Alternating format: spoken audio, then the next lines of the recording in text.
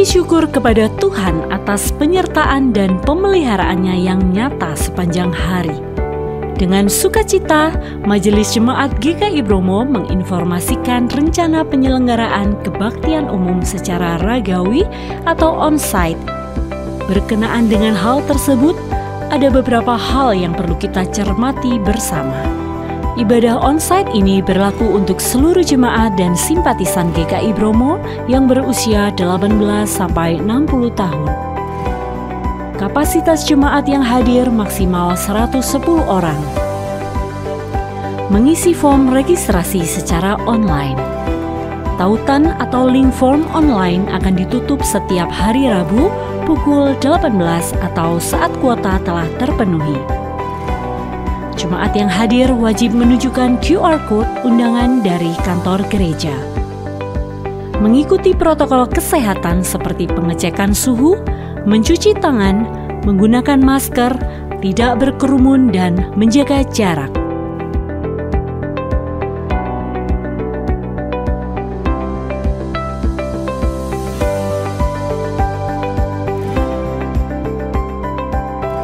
Demikian informasi ini disampaikan.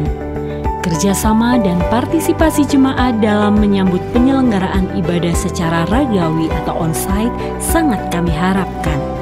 Tuhan memberkati.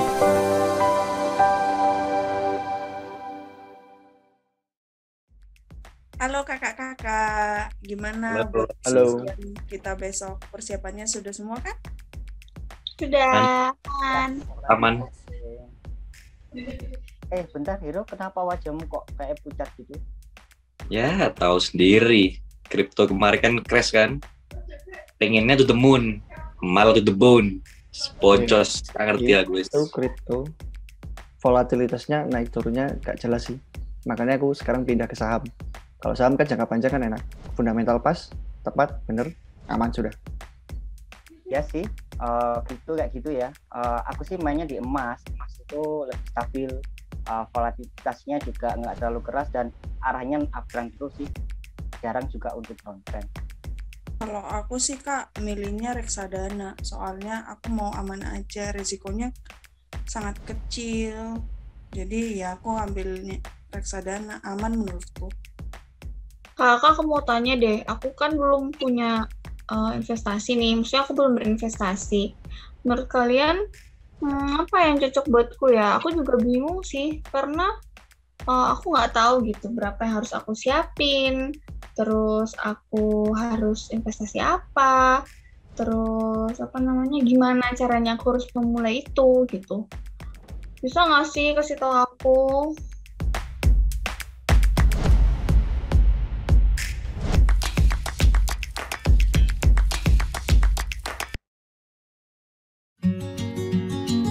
Jemaat diundang dalam sosialisasi mutasi COVID-19 yang akan diadakan secara daring melalui Zoom Virtual Meetings pada hari Sabtu 19 Juni 2021 pukul 18.30 dengan mengangkat tema Mengenal mutasi COVID-19 dengan varian terbarunya dan memahami efektivitas vaksinasi bersama Bapak Dr. Winarko Lumintura Harjo, SPPD.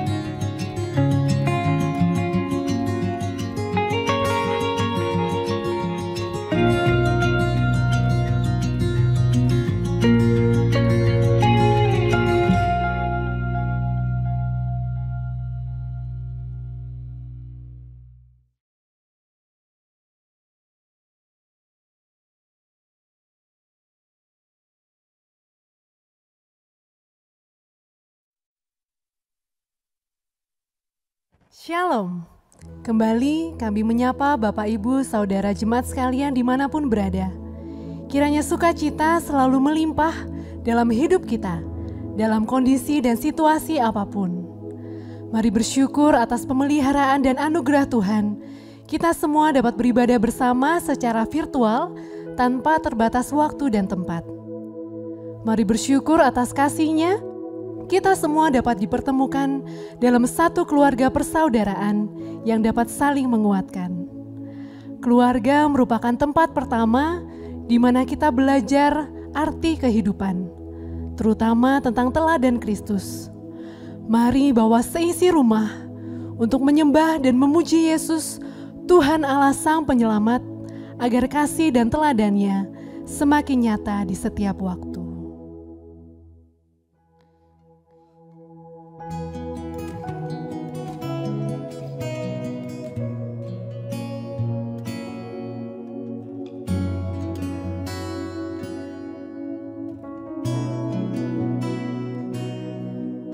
Saat ini kami datang di hadapan-Mu, membawa hidup kami sebagai korban yang harum. Satukan hati, membawa diri menjadi persembahan menyenangkan hati-Mu. Saat ini kami datang di hadapan-Mu, membawa hidup kami sebagai korban yang harum. Satukan hati, membawa diri menjadi persembahan menyenangkan hati-Mu. Kami dan seisi rumah kami kan menyembah-Mu, memuji-Mu, Tuhan Allah Penyelamat kami. Kami dan seisi rumah kami kan memuja-Mu, mengagumi kasih-Mu di setiap waktu.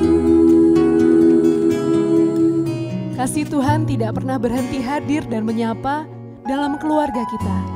Oleh karena itu, mari selalu datang kepadanya, menyembah dan memuji Tuhan. Saat ini kami datang di hadapan-Mu, membawa hidup kami sebagai korban yang harum. Satukan hati, membawa diri menjadi persembahan menyenangkan hati-Mu. Kami dan seisi rumah kami kan menyembah-Mu, memuji-Mu, Tuhan Allah Penyelamat kami. Kami dan seisi rumah kami kan memuja-Mu, mengagumi kasih-Mu di setiap waktu. Kami dan seisi rumah kami kan menyembah-Mu, memuji-Mu, Tuhan Allah Penyelamat kami. Kami dan seisi rumah kami kan memuja-Mu, mengagumi kasih-Mu di setiap waktu. Kasih-Mu di setiap waktu. Kasih-Mu di setiap waktu.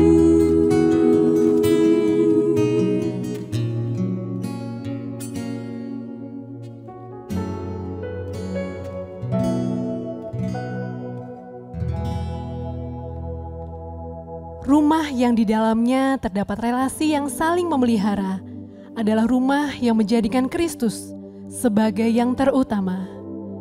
Kiranya kita sebagai bagian dari keluarga selalu datang kepada Tuhan, memohon berkat dan anugerah-Nya, memohon perlindungan kepadanya, agar keluarga kita dapat memancarkan kasih Tuhan dan relasi yang baik antar sesama.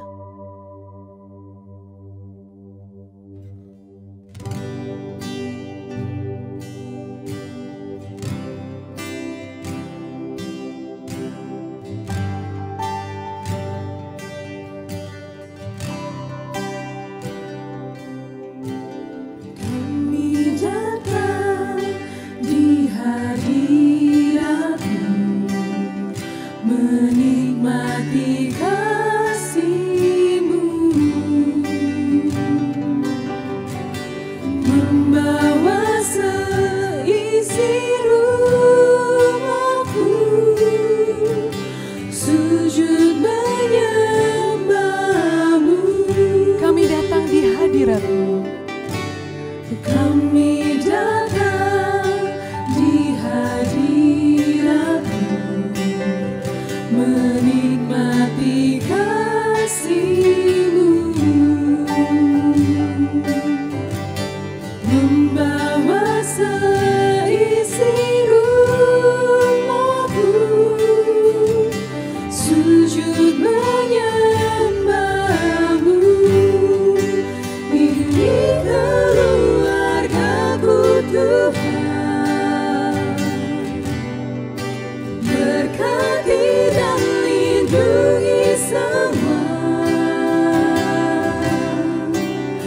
jaga ibu dan seisi rumahku,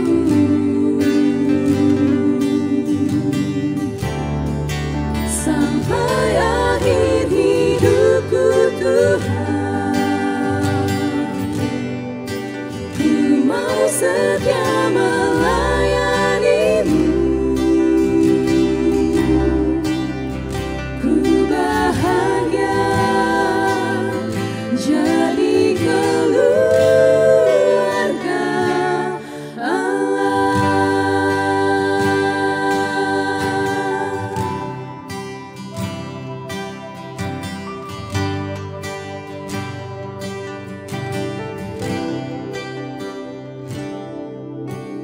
Kami datang di hadirat-Mu, menikmati kasih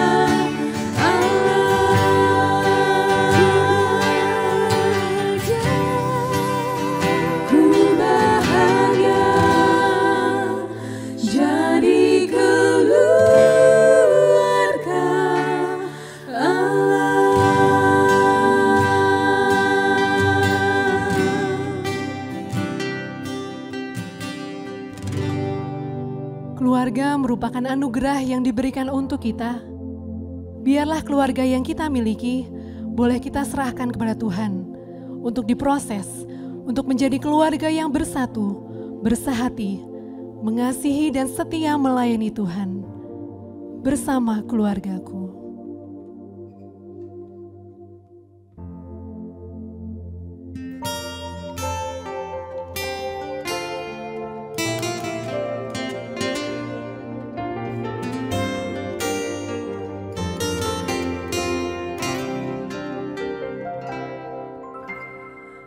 As we come into your presence, Lord, lifting our heart as one, and with one voice we say,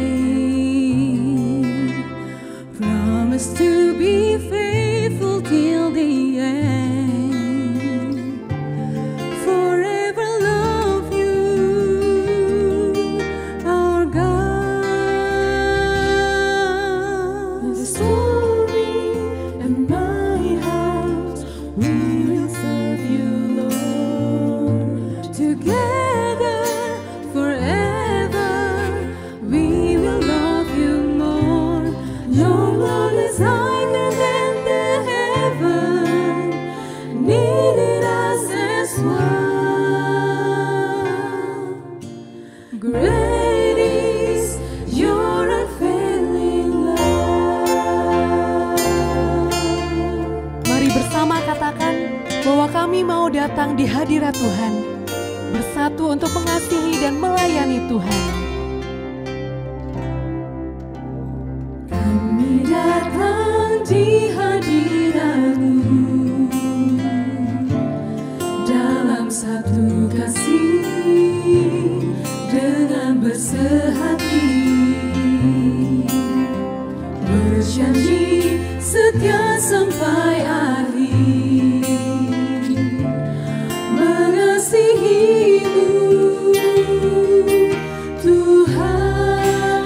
Kami datang di hadirat-Mu, Kami datang di hadirat-Mu dalam satu kasih dengan bersehati, berjanji setia sampai akhir, mengasihi-Mu, Tuhan. Bersama keluargaku melayani Tuhan, bersatu selamanya mengasihi Engkau. Tiada yang dapat melebihi kasih-Mu ya Tuhan.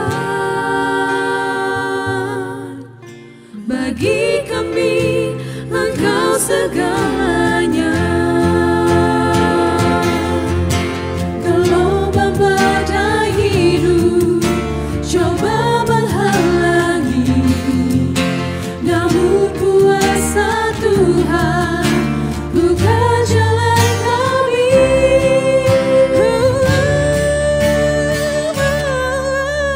Bersama keluargaku melayani Tuhan, bersatu selamanya mengasihi Engkau.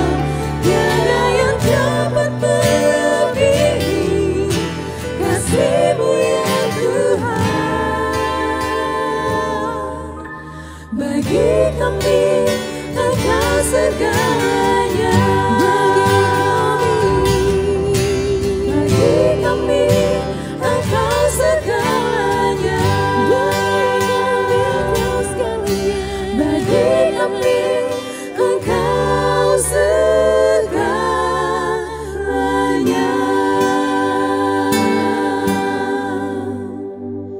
kita bersyukur karena kita memiliki Tuhan yang memberkati kita senantiasa.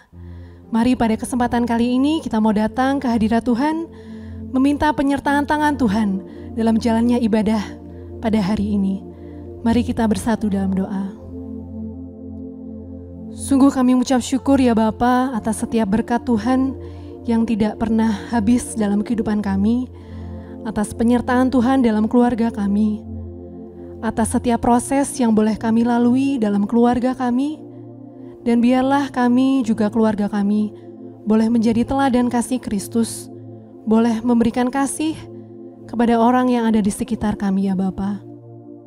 Dan kalau pada saat hari ini kami sudah berkumpul, mungkin tidak dalam waktu dan tempat yang sama, tapi kami yakin dan percaya bahwa Tuhan Yesus hadir ke dalam masing-masing hati kami ya Bapa.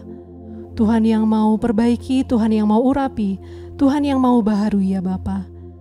Kami serahkan ibadah kami hari ini dan seterusnya. Biarlah Tuhan yang senantiasa turut campur tangan dalam kehidupan kami. Inilah kami Tuhan, kami serahkan seluruh kehidupan kami ke dalam tangan Tuhan Allah Bapa kami yang berkuasa. Amin. Kami segenap tim persiapan ibadah mengucapkan selamat hari Minggu, selamat beribadah untuk kita semua. Tuhan Yesus memberkati.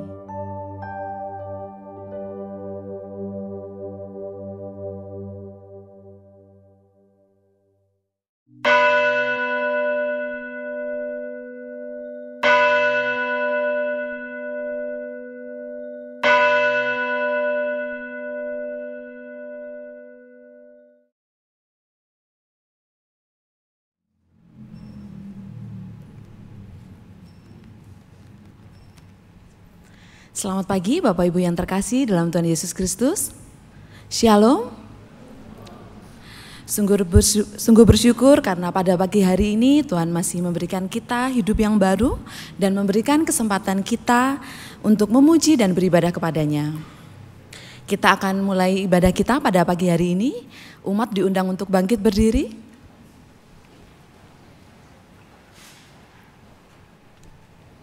Langkahku menghampiri bait kudusnya, Terarah hatiku menuju pelatarannya. Dan jiwaku bersorak-sorai menyambut namanya. Dialah sang juru mudi di gembala kehidupan. Haleluya, haleluya, kami memuji namanya.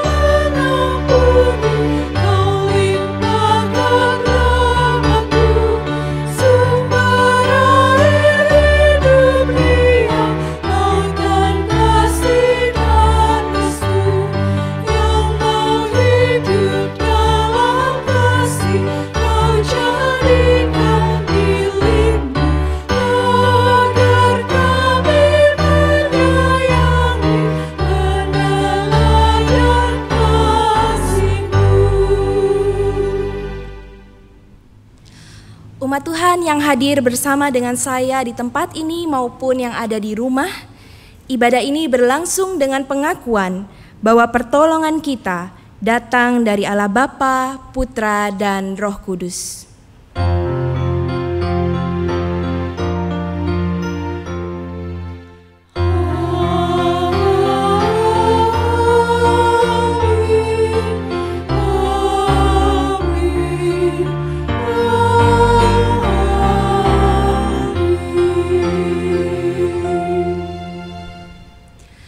Kasih karunia dan damai sejahtera dari Allah Bapa kita dan dari Tuhan Yesus Kristus menyertai saudara sekalian. Dan beserta saudara juga. Silakan duduk. Umat yang dikasihi Tuhan, hari ini kita bersama-sama merenungkan tema A House is not a Home Without Christ. Hidup keluarga dan persaudaraan kita mestinya adalah hidup yang mengutamakan Kristus, hidup yang berlandaskan firman Tuhan sebagaimana dapat kita temukan di dalam Mazmur 112 ayatnya 1 hingga yang ketiga, yang berbunyi, Haleluya, berbahagialah orang yang takut akan Tuhan, yang sangat suka kepada segala perintahnya. Anak cucunya akan perkasa di bumi, angkatan orang benar akan diberkati. Harta dan kekayaan ada dalam rumahnya, kebajikannya tetap untuk selamanya.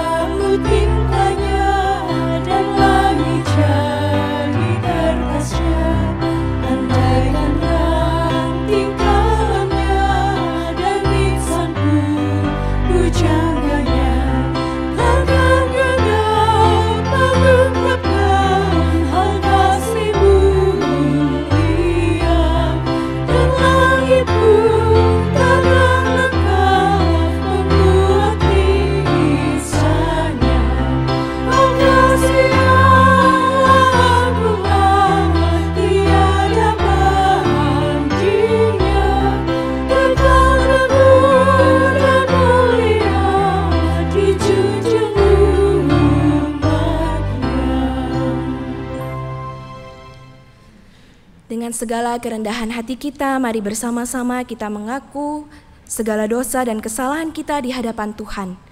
Saya mengajak masing-masing dari kita mengambil saat hening berdoa secara pribadi, yang akan kita lanjutkan dengan litani pengakuan komunal. Mari bersama berdoa.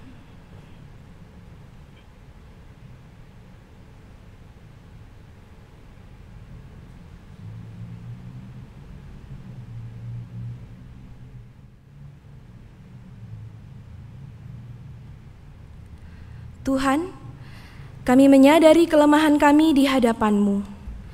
Kami sibuk mengejar ambisi dan gengsi. Kami gagal menafasi rumah kehidupan kami dengan cinta-Mu. Tuhan, kasihanilah kami.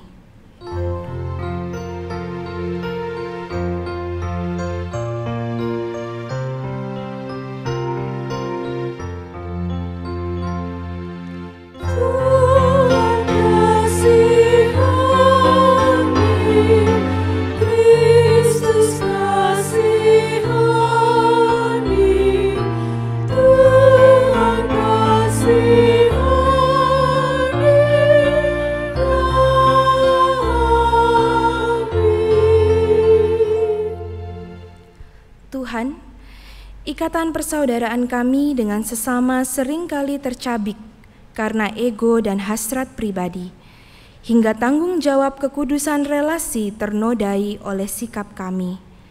Tuhan, kasihanilah kami.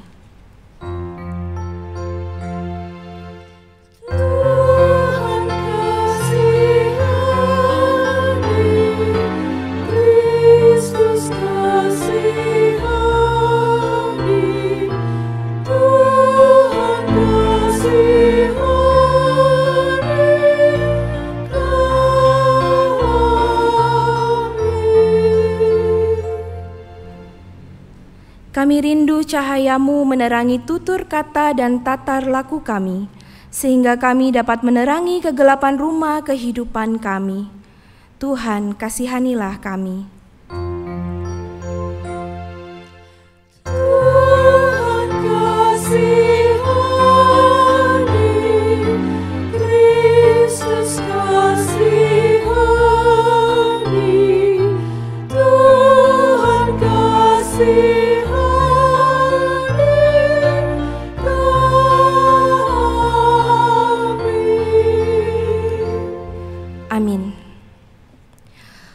Umat Tuhan, dengan bangkit berdiri, saya mengundang kita sekalian menyongsong berita anugerah dari Tuhan. Dalam rahmat dan kasih karunia Allah Bapa kita, kini terimalah berita anugerah dari Tuhan yang terkutip dari 1 Petrus 2 ayatnya yang ke-10. Kamu yang dahulu bukan umat Allah, tetapi yang sekarang telah menjadi umat-Nya, yang dahulu tidak dikasihani, tetapi yang sekarang telah beroleh belas kasihan. Demikianlah berita anugerah dari Tuhan. Syukur atas anugerah Allah. Damai Kristus besertamu. Damai Kristus besertamu juga.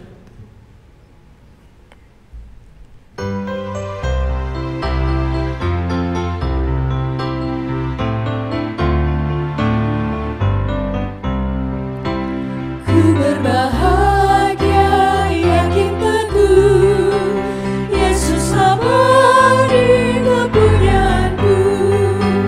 Aku warisnya, ku ditebus, ciptaan baru Roh Kudus. Aku bernyanyi bahagia, memuji Yesus selamanya. Aku bernyanyi bahagia, memuji Yesus selamanya. Pasrah sempurna, nikmat penuh, suka surgawi melimpah hidup. Lagu malaikat amat merdu, kasih dan rahmat besertaku. Aku bernyanyi bahagia, memuji Yesus selamanya. Aku bernyanyi bahagia, memuji Yesus selamanya.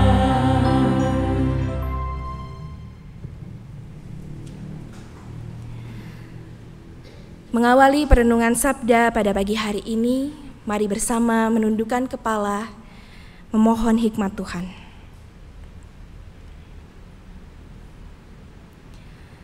Ya Allah, Sang Sumber hikmat dan kebenaran kami, jikalau kami mengandalkan kekuatan dan pikiran kami sendiri, sungguh kami tidak mampu untuk menyelami dalamnya firman-Mu.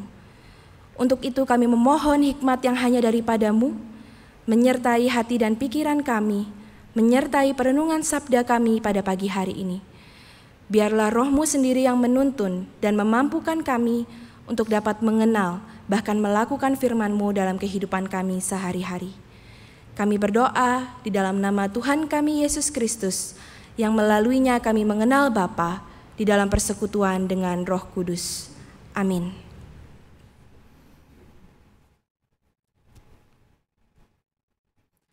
Pembacaan pertama diambil dari Kejadian 3 ayat 8 sampai dengan 15. Kejadian 3 ayat 8 sampai dengan 15. Ketika mereka mendengar bunyi langkah Tuhan Allah yang berjalan-jalan dalam taman itu pada waktu hari sejuk, bersembunyilah manusia dan istrinya itu terhadap Tuhan Allah di antara pohon-pohonan dalam taman. Tetapi Tuhan Allah memanggil manusia itu dan berfirman kepadanya, "Di manakah engkau?" Ia menjawab, "Ketika aku mendengar bahwa engkau ada dalam taman ini, aku menjadi takut karena aku telanjang, sebab itu aku bersembunyi." Firman-Nya, "Siapakah yang memberitahukan kepadamu bahwa engkau telanjang? Apakah engkau makan dari buah pohon yang kularang engkau makan itu?"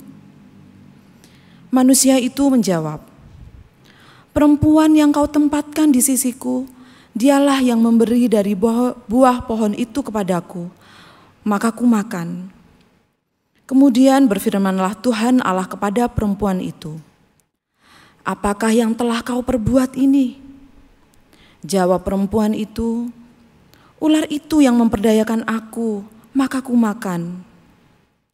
Lalu berfirmanlah Tuhan Allah kepada ular itu, Karena engkau berbuat demikian, terkutuklah engkau di antara segala ternak dan di antara segala binatang hutan.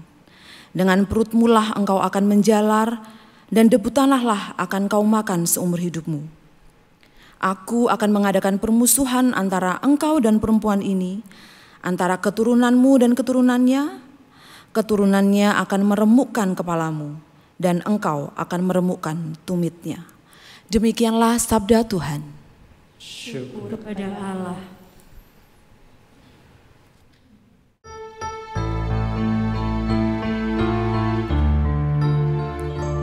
Dari jurang yang dalam berseru kepadamu ya Tuhan, berseru kepadamu dari jurang yang dalam, dari jurang yang dalam berseru kepadamu ya Tuhan, berseru kepadamu dari jurang yang dalam. Ya Tuhan, dengarkanlah suaraku, biarlah telingamu beri perhatian kepada suara permohonanku. Dengarkanlah suaraku ya Tuhan. Jika kau terus mengingat kesalahan, Tuhan, siapakah yang dapat bertahan? Tapi padamu-lah pengampunan, supaya engkau ditakuti orang. Dari jurang yang dalam berseru kepadamu ya Tuhan, berseru kepadamu dari jurang yang dalam. Jiwaku menanti-nantikan Tuhan, dan aku pun mengharapkan firman-Nya lebih daripada pengawal yang mengharapkan datangnya pagi. Berharaplah pada Tuhan, hai Israel, sebab padanya ada kasih setia. Banyak Dia lakukan pembebasan, Dia yang kan bebaskan kita dari dosa. Dari jurang yang dalam berseru kepadamu ya Tuhan, berseru kepadamu dari jurang yang dalam. Pembacaan Injil diambil dari Markus 3, ayatnya yang ke-20 hingga ke-35. Markus 3, ayat 20 hingga 35. Kemudian Yesus masuk ke sebuah rumah. Maka datanglah orang banyak berkerumun pula, sehingga makan pun mereka tidak dapat. Waktu kaum keluarganya mendengar hal itu, mereka datang hendak mengambil Dia, sebab kata mereka, Ia tidak waras lagi. Dan ahli-ahli Taurat yang datang dari Yerusalem berkata, Ia kerasukan Beelzebul, dan dengan penghulu setan Ia mengusir setan. Yesus memanggil mereka lalu berkata kepada mereka dalam perumpamaan, bagaimana iblis dapat mengusir iblis? Kalau suatu kerajaan terpecah-pecah, kerajaan itu tidak dapat bertahan. Dan jika suatu rumah tangga terpecah-pecah, rumah tangga itu tidak dapat bertahan. Demikianlah juga kalau iblis berontak melawan dirinya sendiri, dan kalau ia terbagi-bagi, ia tidak dapat bertahan melainkan sudahlah tiba kesudahannya. Tetapi tidak seorang pun dapat memasuki rumah seorang yang kuat untuk merampas harta bendanya, apabila tidak diikatnya dahulu orang kuat itu. Sesudah itu barulah dapat ia merampok rumah itu. Aku berkata kepadamu, sesungguhnya semua dosa dan hujat anak-anak manusia akan diampuni. Ya, semua hujat yang mereka ucapkan. Tetapi apabila seorang menghujat Roh Kudus, ia tidak mendapat ampun selama-lamanya, melainkan bersalah karena berbuat dosa kekal. Ia berkata demikian karena mereka katakan bahwa ia kerasukan roh jahat. Lalu datanglah ibu dan saudara-saudara Yesus. Sementara mereka berdiri di luar, mereka menyuruh orang memanggil dia. Ada orang banyak duduk mengelilingi dia. Mereka berkata kepadanya, "Lihat, ibu dan saudara-saudaramu ada di luar dan berusaha menemui engkau." Jawab Yesus kepada mereka, "Siapa ibuku dan siapa saudara-saudaraku?" Ia melihat kepada orang-orang yang duduk di sekelilingnya itu dan berkata, "Ini ibuku dan saudara-saudaraku. Barang siapa melakukan kehendak Allah, dialah saudaraku laki-laki, dialah saudaraku perempuan, dialah ibuku."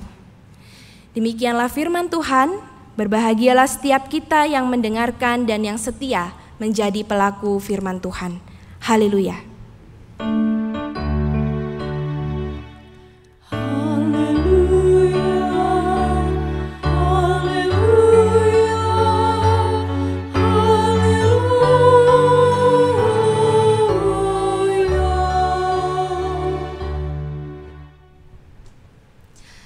Saudara-saudari yang dikasihi Tuhan Yesus Kristus, baik yang ada bersama saya di ruangan ini maupun yang ada di rumah. Pertama kali saudara-saudari saya sampai di GKI Bromo, kemudian berkenalan dengan saudara-saudari yang saya jumpai setidaknya di gereja begitu ya, di tengah segala keterbatasan yang ada. Dari perkenalan itu sekejap saya mendapatkan satu kesan yang kuat dari GKI Bromo. Dan kesan itu ialah saya seperti orang yang sedang berkeliling Indonesia. Karena di tengah perkenalan-perkenalan yang terjadi ketika saya tanyakan tempatnya begitu ya, jawabannya sungguh beragam. Ada yang bahkan dari luar pulau, ada yang dari kota-kota yang namanya saja saya baru pertama kali mendengar. Awalnya saudara-saudari saya mengira ya jemaat GKI Bromo memang banyak sekali berasal dari berbagai daerah, tetapi mungkin dekat-dekat begitu ya. Jadi tidak sampai begitu beragam begitu. Bahkan saya kerap kali kadang menegaskan kepada saudara-saudari yang saya temui, itu kotanya di mana ya? Atau di dekat daerah mana, di provinsi mana begitu. Nah ini maklum karena saya saudara-saudari kalau dilihat mungkin dari kecerdasan geografisnya gitu ya, kalau ada grafik mungkin garisnya itu tiarap gitu ya. Mungkin ada saudara-saudari yang juga sepengalaman dengan saya yang kadang tahu nama tempatnya tetapi tidak tahu persis di mana. Atau sebaliknya tahu begitu ya, itu ada tempat itu tetapi tidak tahu namanya. Nah saudara-saudari setidaknya sejauh dari kesaksian yang saya lihat dari perkenalan-perkenalan itu, juga apa yang saya dengar dan dari persekutuan kita sejauh ini, GKI Bromo sejauh yang saya dengar menggaungkan satu nada, yakni GKI Bromo sebagai home. Home di tengah segala dinamika kehidupan kita yang mungkin tentu punya relasi naik turun begitu ya di kehidupan bersama-sama sebagai satu persekutuan gerejawi, maupun di tengah segala dinamika naik turun keluarga-keluarga kita di rumah. Home berbeda dengan house. Kalau house, saudara-saudari, berpusat pada tempatnya begitu ya, bangunannya. Tapi dari kesaksian yang saya lihat, kehidupan umat GKI Bromo mencerminkan adanya keterhubungan makna, adanya keterhubungan memori yang dirayakan bersama-sama. Entah sebagai persekutuan, entah sebagai kawan sekerja Allah, adanya keterhubungan antara satu sama lain. Nah, di era pandemi ini, saudara-saudari, lebih-lebih lagi kita diminta untuk memaknai apa sesungguhnya yang dimaksudkan dari rumah, begitu ya. Kalau mungkin dulu kita merasa rumah adalah di mana hati kita berada, di era pandemi ini lebih-lebih lagi kita merasa rumah adalah di mana kamu berada. Jadi bicara soal orang-orang, bicara soal suasana yang diciptakan oleh orang-orangnya. Dan kalau saya boleh usul saudara-saudari, rumah di mana kamu berada, kamu itu bicara soal kamu dengan K besar, yang berarti di mana Kristus berada. Nah, di dalam perikop kita, mari bersama-sama kita melihat di mana Kristus berada. Siapa yang termasuk di dalam keluarga Kristus dan siapa yang diundang masuk ke dalam rumah Kristus. Nah, kalau kita perhatikan saudara-saudari, ada kerumunan orang yang pertama-tama disebut di awal perikop sebagai kerumunan orang banyak. Atau yang kalau disebut sebagai dalam terjemahan lain common people begitu ya. Orang yang tidak dilekati dengan status, dengan privilege tertentu, betul-betul orang yang hadir di sekitar Yesus, menyekitari Yesus secara harian begitu. Bahkan dikatakan mereka ini orang-orang yang tidak pertama kali begitu ya datang mengenal Yesus, setidaknya pernah dengar, pernah melihat karya Tuhan Yesus. Mereka berkumpul dan dikatakan bahwa untuk makan pun mereka tidak bisa karena saking berdesak-desakannya.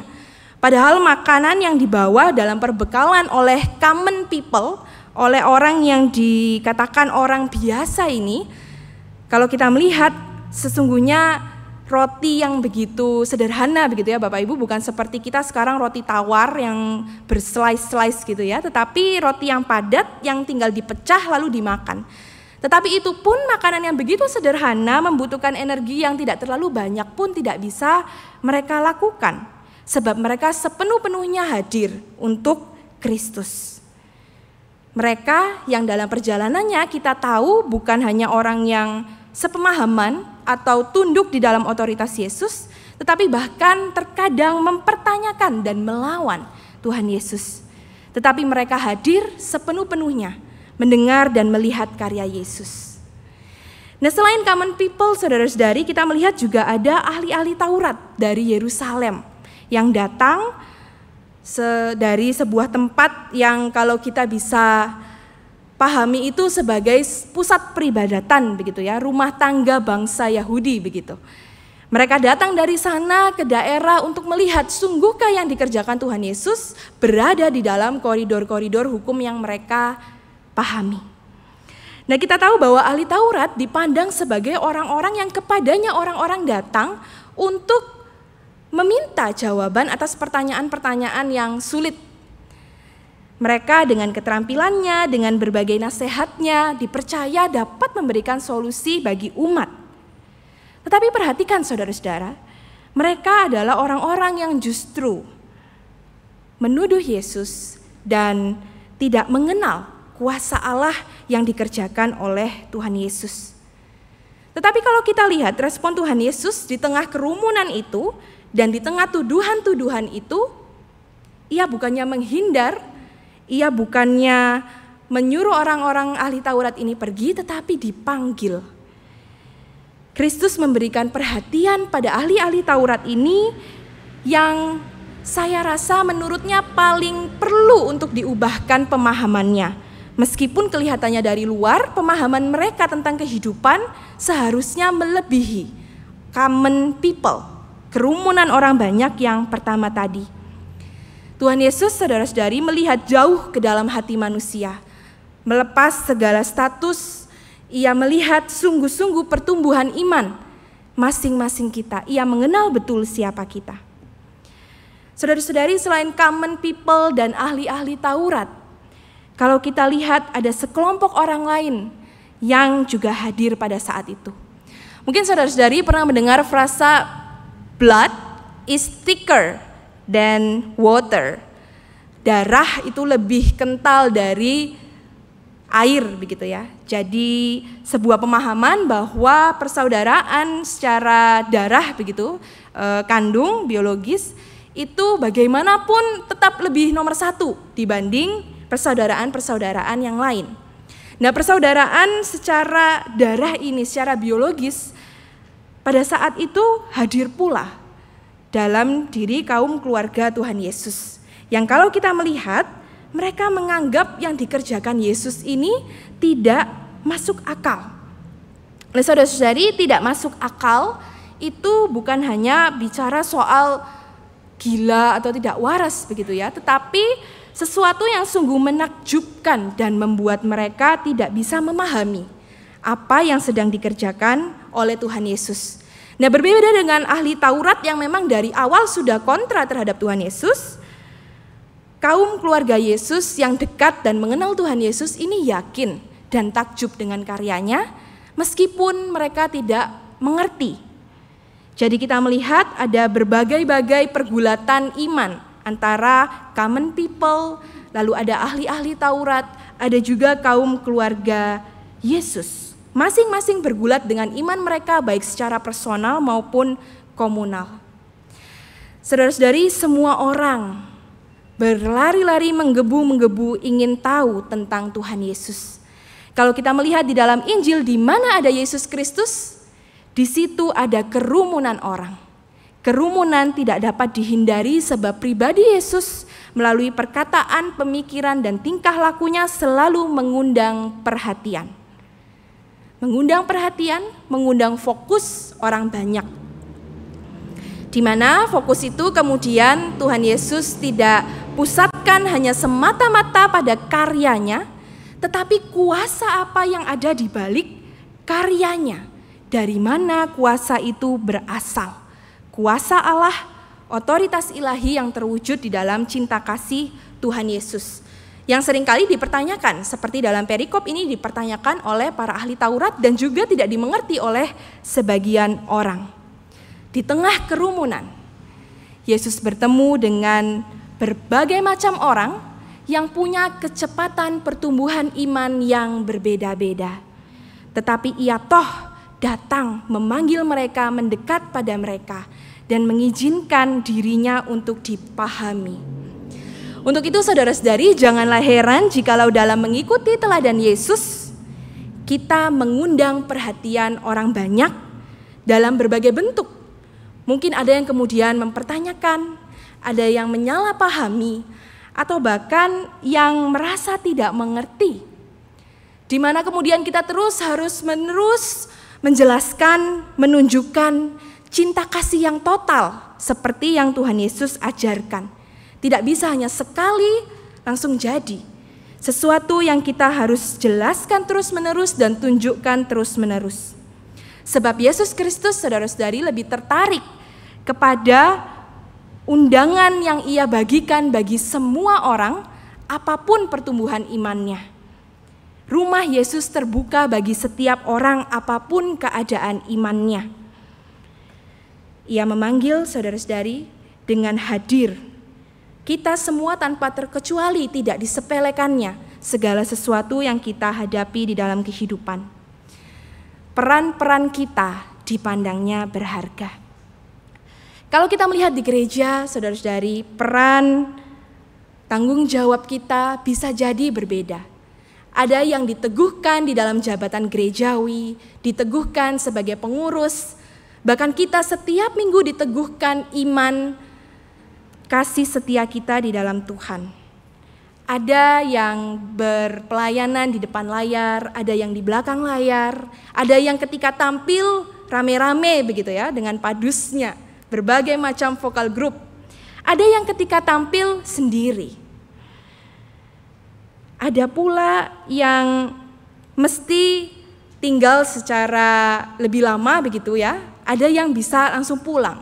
Perannya banyak sekali, tanggung jawabnya berbeda-beda, tetapi terhubung sebagai satu keluarga Kristus.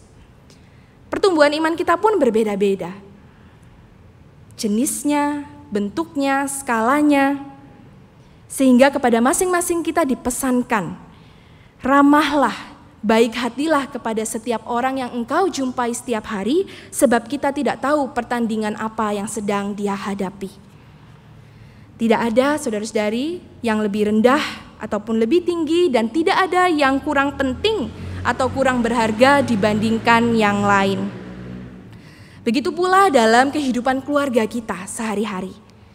Undangan Tuhan Yesus berlaku untuk semua usia anggota keluarga kita. Anak-anak, cucu, menantu, orang tua yang sudah lanjut usia, laki-laki, perempuan, tidak ada yang tidak diperhitungkan di dalam keluarga Kristus. Tiap suara orang yang dikasihinya dirindukannya. Oleh karena itu, jika berdoa, berdoalah bersama dengan tidak menganggap seseorang atau anggota keluarga tertentu itu tidak perlu dilibatkan dalam rutinitas spiritual kita. Tiap-tiap anggota keluarga, segala usia dirindukan olehnya di dalam persekutuan keluarga. Nah, saudara-saudari, lalu bagaimana rumah tangga atau keluarga Kristen itu mesti kita jalankan? Apa yang menjadi indikator bahwa kita sungguh adalah keluarga yang menjiwai nilai-nilai Kristus di dalamnya? Nah, ini sangat bergantung kepada siapa masing-masing kita menyerahkan diri untuk dibentuk. Apakah kepada Roh Allah atau kepada kehendak yang jahat? Nah, saudara-saudari, roh atau spirit, baik yang jahat maupun yang baik, itu memiliki daya untuk menggerakkan kita. Pengambilan keputusan kita, apa yang kita lakukan, kita pikirkan, sangat bergantung kepada siapa kita menyerahkan diri. Nah, jikalau keluarga-keluarga berserah dipimpin oleh Roh Allah, sebagaimana dicatat di perikop kita, barang siapa melakukan kehendak Allah, maka ia termasuk dalam keluarga Kristus, menjadi saudara Kristus. Nah, saudara-saudara yang dikasihi Tuhan, pada masa itu Kristus sendiri dipertanyakan, dituduh sebagai kaki tangan Beelzebul. Sebuah nama yang diberikan kepada penghulu setan atau yang dianggap sebagai pengatur atau pemerintah dari roh-roh jahat. Kuasa Yesus disalahpahami sebagai bukan yang datang dari Allah, tetapi dipahami sebagai yang berasal dari kehendak si jahat. Nah, kalau kita perhatikan perikop kita, alih-alih berdebat semata soal dari mana kuasa Yesus itu datang, Yesus menunjukkan kualitas macam apa yang menjadi kualitas kuasa Allah. Kuasa Yesus mengusir setan tidak sama dengan kuasa Beelzebul. Nah, mengusir, kalau kita melihat kata ekbalo di dalam bahasa Yunani, ini kalau dikaitkan dengan kuasa Beelzebul, maka akan bicara soal mengusir seseorang dari masyarakat, mengusir seseorang dari keluarga. Dengan kehendak jahat, saudara-saudari, Beelzebul tidak dapat melawan roh jahat, tidak dapat mengusir roh jahat. Yang dia bisa usir adalah keharmonisan hidup keluarga dan tubuh Kristus. Ia bekerja dengan cara mengacaukan, ia bekerja dengan cara menggerakkan perasaan kita supaya tidak teratur tetapi secara terus-menerus, sehingga yang terjadi hanyalah kekacau balauan, bahwa ia mengepalai dan menjiwai perpecahan di dalam keluarga.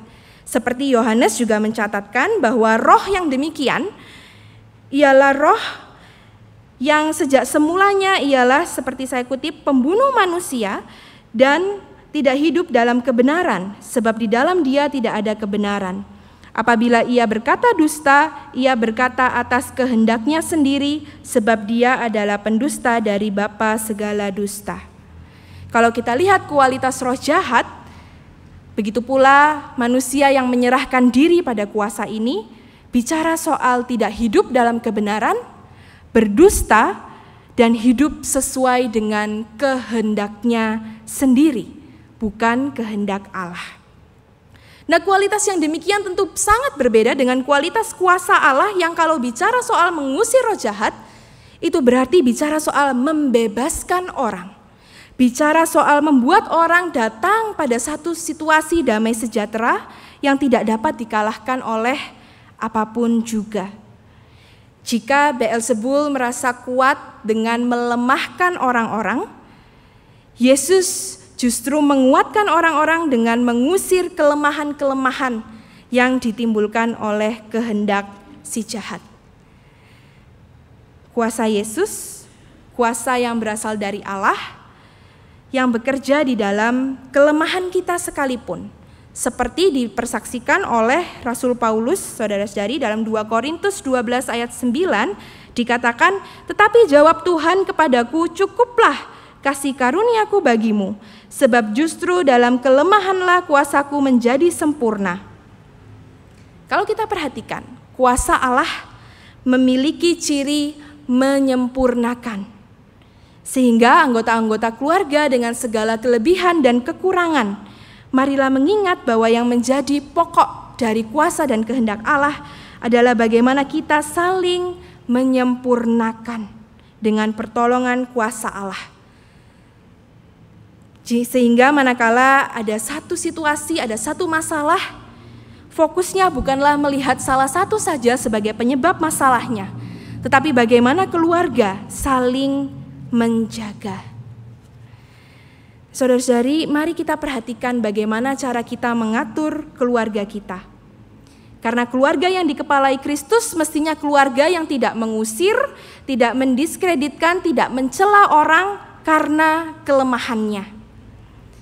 Seperti tadi dikatakan, Kristus justru mengatur anggota keluarganya dengan cara saling menyempurnakan, saling melindungi apapun kelemahan dan kelebihan yang dimiliki. Sebab badai kelemahan itu, saudara-saudari, percayalah pasti akan terjadi kepada setiap kita, meskipun berbeda-beda bentuknya. Bukan hanya bentuknya, bahkan hari ini bisa jadi badai itu menerpa anak kita, tetapi besok bisa jadi mama, papa, segala anggota keluarga tidak ada yang tidak terbuka pada kemungkinan akan kelemahan mereka. Oleh karena itu kuasa Kristus bekerja mengatur keluarga dengan saling menyempurnakan, saling melindungi, saling menguatkan. Badai itu bisa datang, saudara-saudari, dalam bentuk badai emosional, badai fisik, kelemahan fisik kita, kelemahan ekonomi, moral, relasional, dan lain sebagainya. Untuk itu salinglah kita mengingat untuk tidak mengandalkan kehendak sendiri, tetapi kehendak Allah, sehingga kita mampu untuk saling menguatkan. Di dalam kehidupan keluarga kita tidak jarang yang merajai adalah kehendak diri sendiri daripada kehendak Allah. Seberapa banyak dari kita yang mungkin merasa atau menyaksikan anak-anak yang menjadi proyeksi cita-cita orang tuanya, jadi menjadi pemenuh cita-cita salah satu atau bahkan kedua orang tuanya yang dulu tidak keturutan begitu, lalu bagaimanapun caranya anaknya yang mesti bisa melanjutkan cita-cita itu. Kehendak daripada orang tua yang nomor satu dan bukan kehendak Allah di dalam keluarga kita. Sudahkah kita memberi ruang untuk betul-betul mengenal kerinduan apa yang Tuhan titipkan dalam diri anak-anak kita?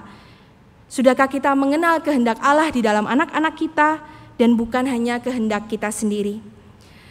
Begitupun kita sebagai anak saudara-saudari, sudahkah kehendak Allah yang dinyatakan dengan pesan untuk hormat kepada orang tua kita jadikan prinsip hidup kita? Allah tidak mengatakan bahwa kita hormat kepada orang tua kalau orang tua kita dalam keadaan kaya raya, sehat, bersukacita, berkata-kata manis.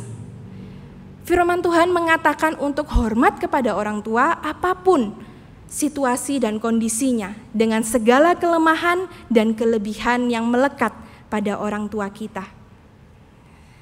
Begitu pula di dalam persekutuan gerejawi kita sebagai keluarga Kristus. Sudahkah betul kita beribadah dan melayani dengan melandasi itu sebagai apa yang Allah kehendaki? Jadi bukan untuk memuaskan kehendak kita sendiri. Sebab jikalau kehendak kita sendiri yang jadi fokusnya, maka tidak heran jika kita mudah patah ketika kehendak kita itu tidak terrealisasi. Saudara-saudari yang dikasihi Tuhan, keluarga baik dalam gereja ini maupun di rumah sebagai keluarga inti, sebagai keluarga besar, tidak begitu saja bertumbuh. Pertumbuhan iman perlu didorong, perlu dimotivasi.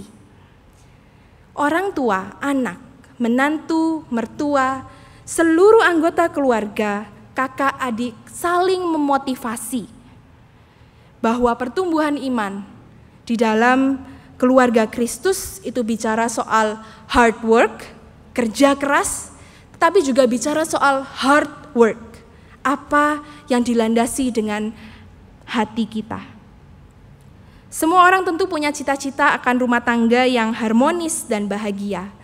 Tetapi jika hari ini masih sulit bagi kita untuk mengucapkan terima kasih, mengapresiasi, meminta maaf jika ada yang salah, masih gengsi begitu ya, melakukan kebaikan untuk anggota keluarga kita, lalu apa yang membuat kita kemudian optimis kalau cita-cita itu bisa terwujud akan keluarga yang harmonis dan bahagia? Kalau kita hanya mau harmonisnya tetapi tidak mau kerja kerasnya. Saudara-saudari, kita perlu untuk mengkondisikan, mengusahakan harmonis itu dalam keluarga, memberi perhatian pada bagian seisi rumah kita. Yang kalau di dalam bahasa Yunani, harta rumah tangga tidak hanya bicara soal peralatan, tidak hanya bicara soal barang-barang berharga, tetapi bicara soal kualitas penghuni rumah, kualitas karakter masing-masing orang dalam keluarga itu sebagai harta yang berharga.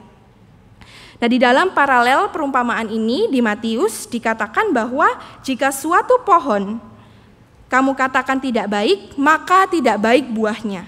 Bagaimanakah kamu dapat mengucapkan hal-hal yang baik sedangkan kamu sendiri jahat? Karena yang diucapkan mulut meluap dari hati. Saudara-saudari, Alkitab mencatat bahwa sejak dari perkataan kita sudah bisa tahu ciri-ciri sebuah keluarga. Kosakata yang menjadi kosakata keluarga itu menentukan arah apakah jiwa keluarga ini jiwa pemersatu atau jiwa pemecah. Kalau secara literal, kalau secara kata-katanya saja, mungkin kita berusaha merasionalkan, kita berusaha yang objektif saja, kata-kata itu biasa saja, tidak menyakiti. Tetapi hati-hati saudara-saudari dengan cara kita memperkatakan kata-kata kita atau kata-kata yang menimbulkan perasaan tertentu bagi seseorang yang kita tahu situasinya berbeda dengan kita. Mungkin ada dari kita yang kemudian mengatakan, alah wes kadung gitu ya, udah terlanjur, sudah terbentuk seperti ini. Tapi saudara-saudari, tidak ada kata terlambat untuk memulai kebiasaan berkata dan berlaku sesuai dengan kehendak Tuhan. Mari ingat untuk mulai saja dulu, lalu lebih baik lagi, lebih baik lagi, lebih benar lagi, lebih benar lagi. Saling memulai untuk memberikan teladan di dalam Kristus. Saudara-saudari yang dikasihi Tuhan, dibandingkan dipanggil untuk menjadi keluarga dengan rumah yang sempurna dari segala sisi, Kristus memanggil kita untuk menjadi keluarga yang tidak saling menyerah. Tidak saling menyerah terhadap masing-masing anggotanya. Menerima sebagaimana adanya, lengkap kelebihan, kekurangannya, tetapi juga terus memotivasi pertumbuhan imannya. Dibandingkan keluarga yang sempurna, kita dipanggil untuk menjadi keluarga yang saling menyempurnakan. Dengan upaya yang terus kita kerjakan, hard work, usaha terus-menerus secara maksimal, tetapi juga hard work, sesuatu yang kita usahakan dari hati kita. Terpujilah nama Tuhan. Amin. Saat teduh untuk kita sekalian.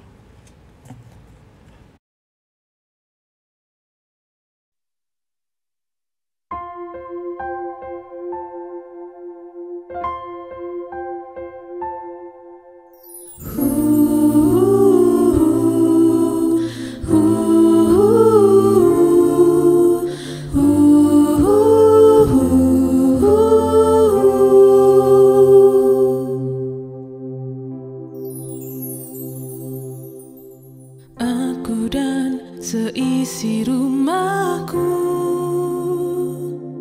akan selalu menyembah-Mu, Tuhan dan Rajaku.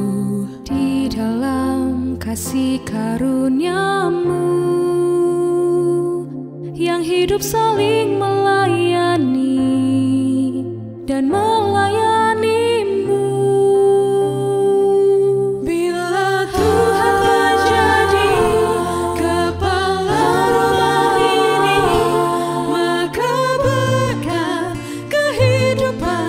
Tercurah selalu, datanglah kerajaan-Mu, jadilah kehendak-Mu, ku alami setiap waktu, keluargaku adalah sorgaku.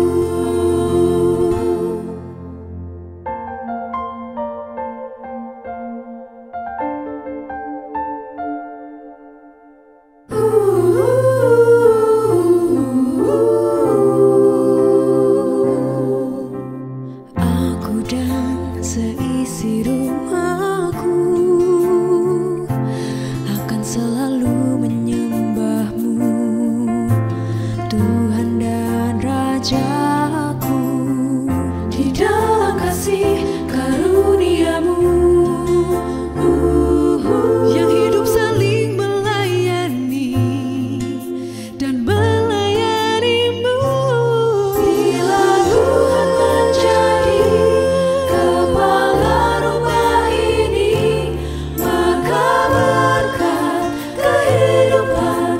tercurah selalu, datanglah kerajaan-Mu, jadilah kehendak-Mu, ku alami setiap waktu, keluargaku adalah sorgaku.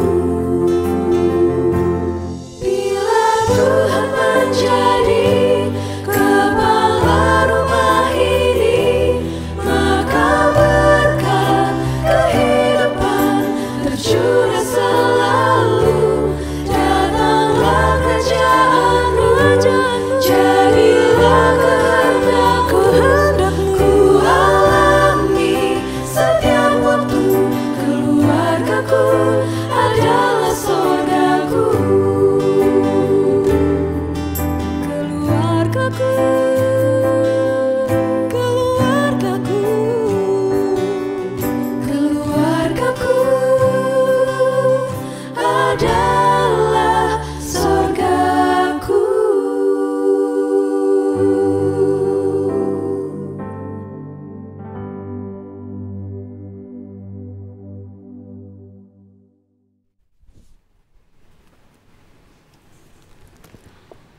Umat diundang untuk bangkit berdiri. Marilah kita bersama dengan umat Allah di masa lalu, masa kini dan masa depan mengingat janji baptisan kita dengan mengikrarkan pengakuan iman rasuli. Aku percaya kepada Allah, Bapa yang Maha Kuasa, Khalik langit dan bumi, dan kepada Yesus Kristus anaknya yang tunggal Tuhan kita, yang dikandung dari Roh Kudus, lahir dari anak darah Maria, yang menderita sengsara di bawah pemerintahan Pontius Pilatus, disalibkan, mati dan dikuburkan, turun ke dalam kerajaan maut. Pada hari yang ketiga, bangkit pula dari antara orang mati, naik ke surga, duduk di sebelah kanan Allah, Bapa yang Maha Kuasa, dan dari sana Ia akan datang untuk menghakimi orang yang hidup dan yang mati. Aku percaya kepada Roh Kudus, gereja yang kudus dan am, persekutuan orang kudus, pengampunan dosa, kebangkitan orang mati, dan hidup yang kekal. Umat dipersilakan duduk kembali.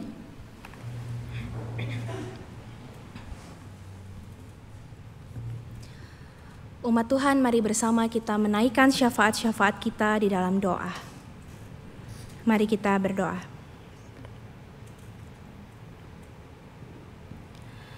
Ya Allah, Sang Sumber pengharapan dan sukacita kami bersukacita bersama dengan saudara-saudara kami yang pada saat-saat ini, minggu-minggu ini, merayakan hari ulang tahun kelahiran maupun pernikahannya. Kami berdoa ya Tuhan, kiranya Engkau terus menganugerahkan hikmat dan sukacita, pengharapan di tengah segala sesuatu yang mereka hadapi. Kami bersukacita untuk usia yang Engkau terus anugerahkan bagi saudara-saudari kami ini, dan kiranya di dalam Engkau mereka boleh semakin bertumbuh, mereka boleh semakin menjadi berkat bagi orang-orang di sekitar mereka. Bapa, kami juga bersyukur atas segala upaya penanggulangan dampak COVID-19 yang boleh terjadi lewat berbagai cara, berbagai inovasi, dan juga berbagai bantuan yang boleh disalurkan. Kami bersyukur untuk kepekaan, untuk empati, untuk kerjasama yang boleh terus mengalir dari segala pihak. Dan kami berdoa Engkau terus merahmati dan memberikan hikmat bagi kami sekalian untuk terus dapat memikirkan cara-cara terbaik yang bisa kami mulai dari diri kami sendiri, dan juga sebagai persekutuan dari berbagai organisasi, Engkau sendiri juga yang memimpin pengambilan keputusan maupun cara-cara terbaik yang dapat dipikirkan untuk semakin dapat menanggulangi COVID-19 dengan baik. Kami menyerahkan ya Tuhan segala yang dibutuhkan, materi maupun juga mental, Engkau sendiri yang menyediakan yang dibutuhkan baik oleh kami maupun saudara-saudara kami yang bergerak secara khusus di tengah pasien-pasien COVID-19. Bapak, secara khusus kami juga hendak menyerahkan Panitia Pengembangan Sarana GKI Bromo. Kami juga menyerahkan pelayanan Asrama Gria Kinasih di Kebon Agung, pelayanan yang dikerjakan oleh Sekolah Pamerdi dan sekolah-sekolah Kristen di lingkup GKI, maupun juga segala pelayanan yang dikerjakan oleh komisi-komisi yang ada di GKI Bromo. Engkau tahu yang menjadi rancangan program dari setiap kami ya Tuhan, dan Engkau tahu segala sesuatu yang kami butuhkan. Kami berdoa Engkau yang memberikan hikmat kepada kami, agar dalam rancangan-rancangan itu, biarlah kemuliaan nama-Mu sajalah dan kehendak-Mu yang menuntun kami.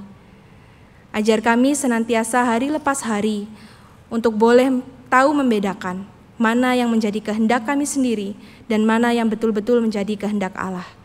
Pimpin dan tuntun kami ya Tuhan. Kami juga berdoa bagi saudara-saudara kami yang saat ini berada di dalam kelemahan fisik, Engkau yang melawat setiap mereka, dalam setiap yang dirasakan, yang dipikirkan, yang dinanti-nanti, Engkau Maha tahu dan Engkau Maha menghibur. Kami berdoa saudara-saudara kami senantiasa diberikan kekuatan, dan Engkau anugerahi dengan penghiburan dalam hati dan pikiran mereka. Biar mereka boleh senantiasa diperbaharui semangat maupun juga kondisi fisik mereka. Kami juga berdoa ya Tuhan, saudara-saudara kami yang saat ini sedang berduka melalui masa-masa kehilangan. Engkau adalah Tuhan Sang Pemilik kehidupan ini, kemana kami kelak akan berpulang sebagai satu persekutuan. Kiranya Engkau ya Tuhan yang ada bersama dengan saudara-saudara kami yang berduka, membalut hati mereka, juga menyertai segala rancangan yang mungkin sedang dipersiapkan di dalam masa-masa penghiburan. Tuhan sendiri yang menyediakan dan menyertai. Kami menyerahkan ya Tuhan kehidupan kami hari ini maupun yang akan datang hanya ke dalam tangan pengasihan-Mu. Kami berdoa di dalam nama Tuhan kami Yesus Kristus yang mengajarkan kepada kami doa Bapa kami. Bapa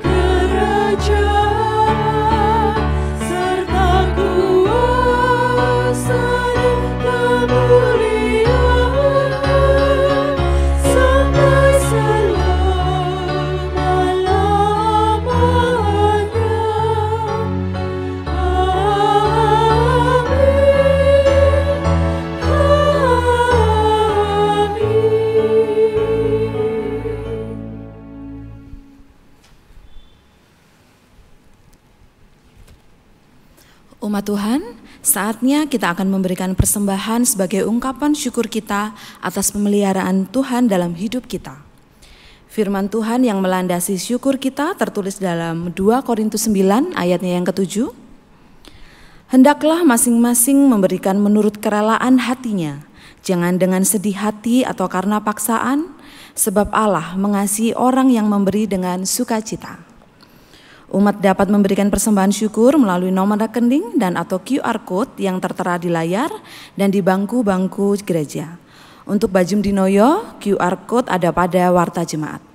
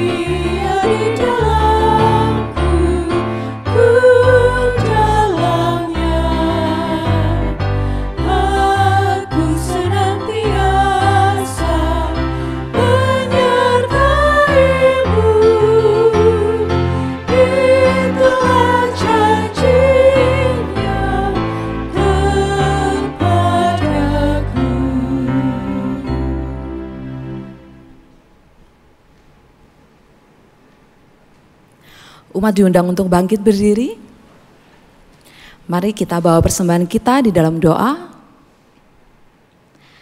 Terima kasih Tuhan untuk penyertaan dan kasih setiamu dalam hidup kami. Terimalah dan berkatilah persembahan kami ini ya Tuhan, agar dapat dipergunakan oleh gerejamu menjadi perluasan kerajaanmu di dunia ini. Mampukan kami senantiasa untuk menjadi saluran berkat bagi sesama kami. Dalam nama Tuhan Yesus kami berdoa, amin.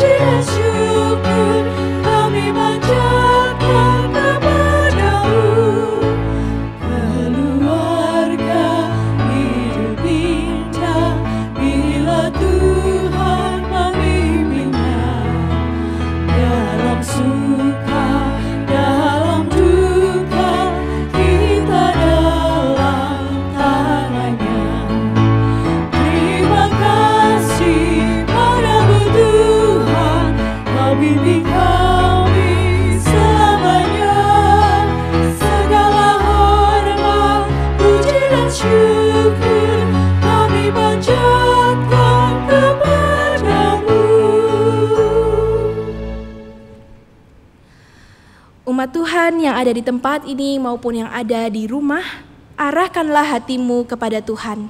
Kami mengarahkan hati kepada Tuhan. Hiduplah dalam kasih dan persaudaraan yang senantiasa mengutamakan Kristus. Syukur kepada Allah. Terpujilah Tuhan. Kini dan selamanya. Mari bersama memohon berkat Tuhan. Tuhan memberkati kita dan melindungi kita. Tuhan menyinari kita dengan wajah-Nya dan memberi kita kasih karunia. Tuhan menghadapkan wajah-Nya kepada kita dan memberi kita damai sejahtera.